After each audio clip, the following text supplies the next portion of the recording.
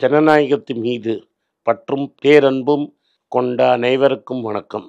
Modi America போயிருந்தார். அதிபர் ட்ரம்ப்பை சந்தித்தார். இந்தியாவுக்கு ஏதாவது கிடைக்குமா அப்படின்னு நம்மெல்லாம் எதிர்பார்ப்போட காத்துட்டு இருந்தோம். ஆனால் பார்த்தா இந்தியாவுக்கு ஒன்றும் கிடைக்கல. ட்ரம்ப் லெக்சர் கொடுத்தார். லெக்சரை கேட்ட பிரதமர் மோடி திரும்பி இந்தியாவுக்கு வெறும் கையில் வருகிறார். ட்ரம்ப் என்ன சொல்கிறார்? நீங்கள் ரஷ்யாட்ட மட்டும் ஆர்ம்ஸ் வாங்காதீங்க, எங்கள்கிட்டேருந்தும் வாங்கிக்கோங்க. F-35 பிளேன் வரைக்கும் நாங்கள் கொடுக்குறோம். சொல்லாமல் என்ன சொல்கிறாருன்னா, ராஃபேல் பிளேனுக்கு பதிலாக நீங்கள் F-35 வாங்கிக்கலாம் அப்படிங்கிறது தான் பொருள். அது மட்டும் இல்லாமல் என்ன சொல்கிறாருன்னா, இந்தியா கார் மற்ற ஹைடெக் ஐட்டம்ஸுக்கெல்லாம் 70% டேக்ஸ் போடுறதுக்கு ரொம்ப கஷ்டமாக இருக்குது. அதனால் அமெரிக்காக்காரங்களால் கார் வாங்க முடியல. ஹார்லி டேவிட்சனுக்கு ரொம்ப டேக்ஸ் போட்டாங்க. வேறு வழியே இல்லாமல் ஹார்லி டேவிட்சன் அங்கேயே ஃபேக்ட்ரி போட்டிருக்காங்க.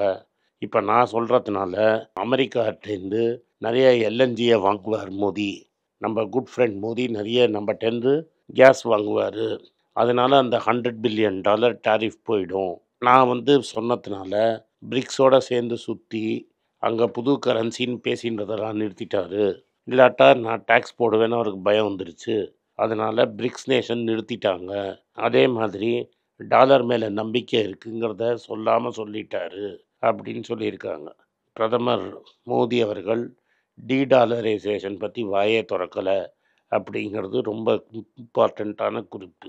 அதனால் ரெசிப்ரோக்கல் டேக்ஸ் நாங்கள் போட போகிறேன் ஏப்ரல் 1 உலகத்திலேயே ஹையஸ்ட் டேக்ஸ் இந்தியா தான் இருக்குது. மோடி அவர்களும் நானும் பேசி இந்தியா டேக்ஸ் குறைக்கும். ஸோ உங்கள் இந்தியன் மார்க்கெட்டில் அமெரிக்கன் பொருட்கள் விற்கும். இங்கே ஃபேக்ட்ரி அமெரிக்காவில் இருக்கும். அதனால் நிறைய அமெரிக்கர்களுக்கு வேலை கிடைக்கும். அப்படி தான் அவர் பேசினார். இந்தியாவுக்கு ஒரு பெரிய அட்வான்டேஜுங்கிறது அந்த ராணா அப்படிங்கிறவரை இந்தியாவுக்கு திரும்பி அனுப்புகிறேன்னு ஒத்துருக்குறாங்க.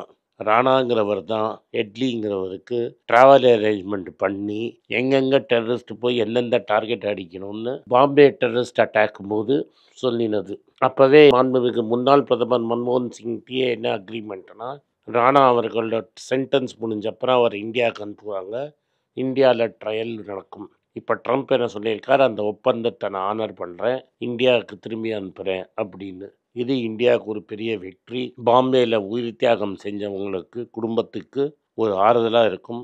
அவரை இந்தியா கூட்டிகிட்டு இந்தியாவில் அவருக்கு கோர்ட்டில் தீர்ப்பு சொல்லப்படும்.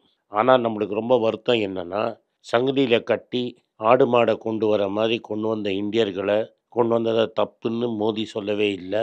இனிமே வரவங்க யாரை வேணால் அனுப்பிச்சுக்கோங்க, நாங்கள் பெற்றுக்கொள்வோம் அப்படின்னு மோடி சொல்லியிருக்கிறார். அவர்கள் இந்தியர்கள் தான். தப்பாக போயிருந்தால் நம்ம பெற்றுக்கொள்ளணும். ஆனால் மோடி சார் என்ன சொல்லியிருக்கணும்னா, நீங்கள் அங்கேயே வச்சுக்கோங்க, நாங்கள் பிளேன் அனுப்பிச்சு எங்கள் ஆளை கூட்டிகிட்டு போகிறோம் அப்படின்னு சொல்லியிருக்கலாமே தவிர, நீங்கள் எப்படி வேணால் அனுப்புங்க, நாங்கள் இங்கே வாங்கிக்கிறோம் அப்படிங்கிற மாதிரி சொல்லியிருக்கிறார்.